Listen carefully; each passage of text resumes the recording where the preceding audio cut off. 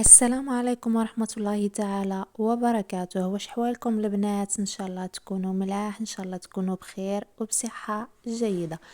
اليوم في هذا الفيديو الجديد جبت لكم احدث واجمل واروع تشكيلة راح تشوفوها من موديلات قنادر 2025، قنادر للعيد.